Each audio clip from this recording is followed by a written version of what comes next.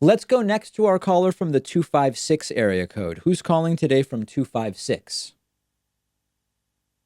Ian, Hey, what's up? can you hear me? Yes, I can.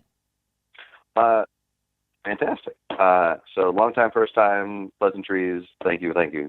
Um, when I was in college, I went to a party, and there were some hippies there, and they basically laid out the argument, the critique that from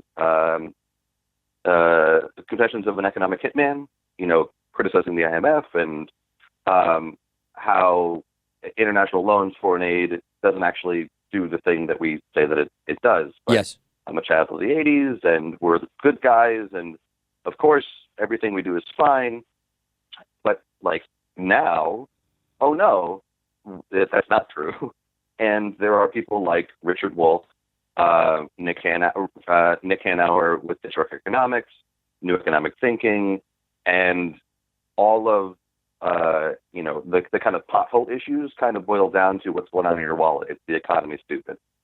So, and I just saw a thing tweeted this morning about how MSNBC had this kind of like infomercial almost about like, oh right, we actually do kind of have these social democratic policies incorporated in the United States.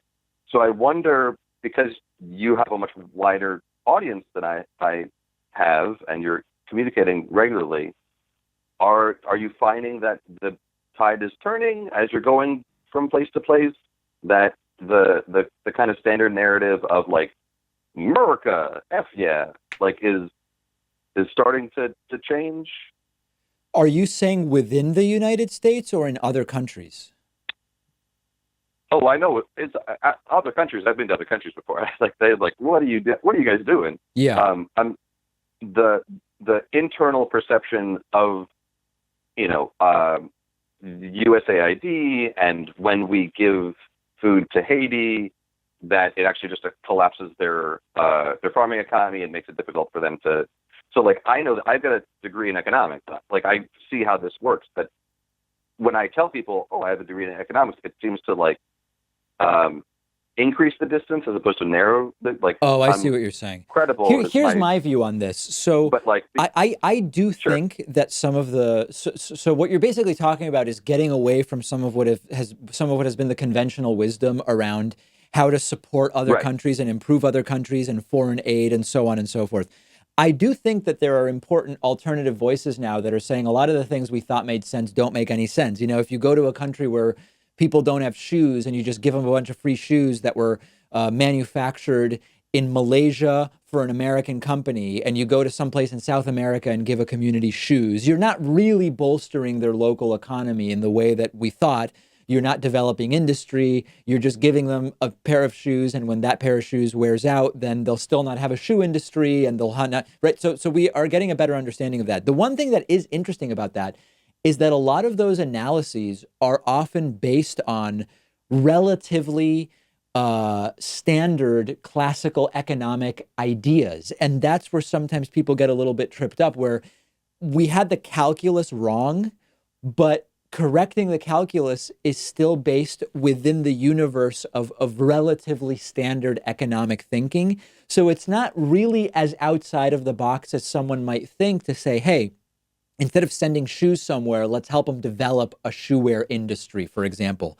That's still too standard for some people. And so I think that, yes, some of these ideas are becoming more known, but these ideas, you said a bunch of hippies told you this.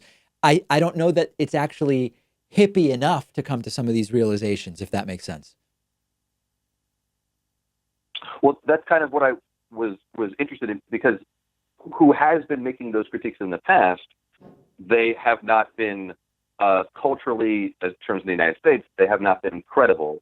But Richard Wolff has the academic credentials, Stanford and Harvard. Yeah. Nick Hanauer, multimillionaire, and the new economic thinking people, very, very reasonable, very academically inclined. And right.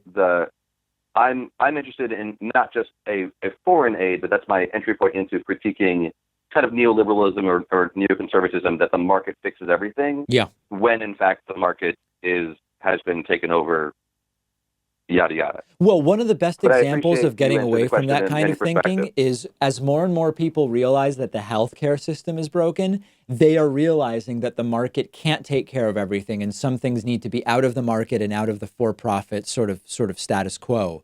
And that's a great thing to be realizing. All right, thank you so much for the call. I've got a bunch of people holding, so I'm going to let you go, but I hope to hear from you again.